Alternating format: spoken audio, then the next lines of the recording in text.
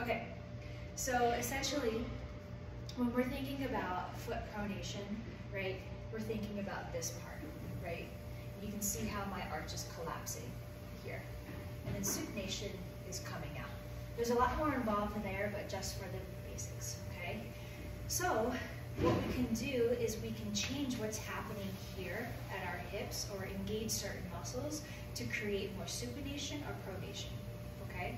So for example, if you guys want to do this with me and stand, I want you just to stand and just squeeze your glutes. And just see what happens. Stand and just give your glutes a squeeze. Where do you feel what's happening with your legs and your feet?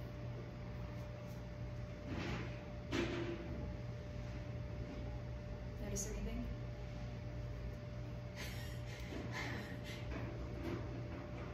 Exactly, yeah, Mike. So when you are squeezing your glutes, right, we are externally rotating our femurs and it's going in supination. So we want to be on the outside of our feet, okay? So what does this look like for swings? At the top of your swing, okay? So one can deduce that we want to be in more external rotation and supination at the top of our swing, okay?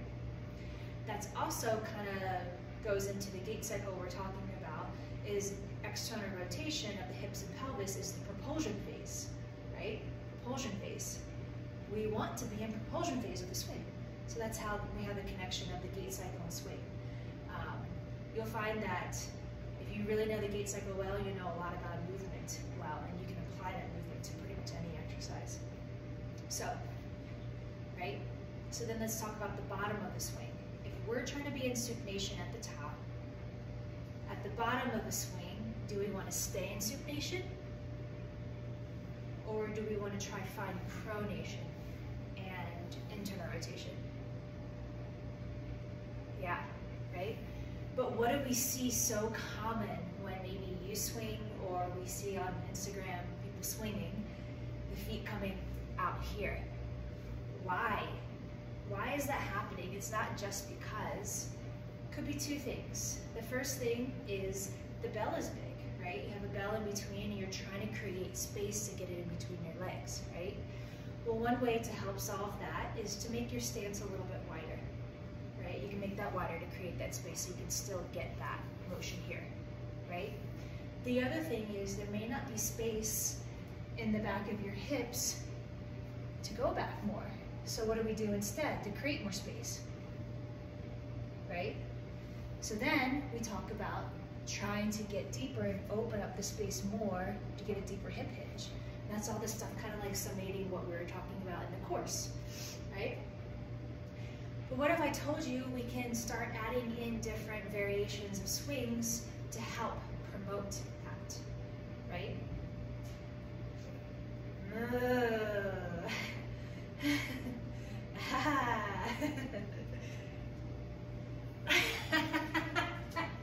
Kendra, you crack me up so much. I appreciate the aha noise moments, okay? So I'm going to remind us, okay, so just to recap, at the top we're looking for more external rotation and supination. At the bottom we're looking for more internal rotation, and pronation, right? And if you don't believe me, just do this. When you go in and have that positive straight angle, what's happening? You're collapsing at the arch. When you're coming out, the arch is creating a little bit more here, right?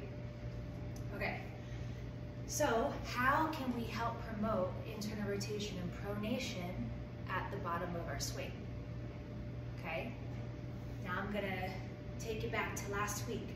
Remember we're talking about the weight of the kettlebell? If we're holding the weight on the inside leg, right, our leg is gonna wanna come out or move away from the weight. Or we have on the outside, our weight is gonna kind of move into the weight. Or move away from the weight. So your body's gonna wanna move away from the weight no matter where it is located. So with that knowledge, if we're trying to promote more pronation and internal rotation, having the weight on the outside of the leg is going to help, because guess what? As you're going down, it's going to help push in, pronate, internally rotate in. Does that make sense? Because if you think about it, if you have it on the inside, right, if I'm going down, it's going to be a lot easier to come out on that outside leg, right? It's going to be a lot harder. A, because you literally have a weight blocking you, but B, your body is going to try to counterbalance. It's going to do that by coming to this side. So now we're promoting this a bit more.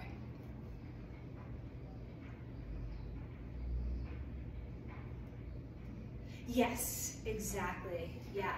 So if you're at the bottom of a swing, right, if you see someone who's swinging like this, right, and seeing they're coming on the outside, you can essentially take the bell, call them gunslinger swings, to have them work the inside, right? And if they have that range of motion in their hips, it's going to be easily correctable. The question is if they have that range of motion. If they don't have the depth of the hip hinge, this is what you're going to see. They're going to create space somewhere else, and usually it's going to be a hip shift, right? So I'm going to try to pretend like I don't have space in the back of my hips. It's going to look like that. See how I'm going? Versus going straight back behind you. So that gives you indication as a coach, all right, we got to work on the depth of the hip hinge a bit more, because they just don't have access to there. And they're trying to create more space somewhere else. Make sense so far? Okay, so pretty much easy solution is just start working with kettlebells on the outside of your leg, right? So something starting off, as we learned before we go into even swings at all, we just work on the deadlift and get really comfortable allowing that knee to track over the toes and hit that pronation and that hinge here, okay? So this brings me to another point where I hear a lot of people on Instagram. When you're hinging, you're not supposed to bend at your knees and have that positive shin angle. It should be here, right? Versus here. But what do we know? We know that when we have that positive shin angle, we're going to promote more pronation. That's going to promote more internal rotation and stretch of the glute. We're stretching that rubber band a lot more. So then when we come out of it into external rotation, we can have a better snap back, right? Greater stretch, better snap, okay? Less stretch, less snap. That's how, when you're feeling the difference between your swings here and here, how these are going to be more powerful if you're hitting that pronation here. And also not to say that we're also getting our quads involved, more involved. There's nothing wrong with this. So it drives me up a wall when I see people on Instagram. You shouldn't be swinging like this. Stop bending your knees. Why? What are we, robots? No, like we need to bend our knees. We need to bend our hips and our knees to come up out of that, right? Same thing when we deadlift. And from a biomechanical standpoint, it just makes sense. We want to get that stretch aspect to the glutes so then we can contract it. And how do we do that? Through internal rotation, through pronation. How do we get that? Bending your knees, getting that positive shin angle, allowing that knees to come down here in this position. I'll pause there. Any questions?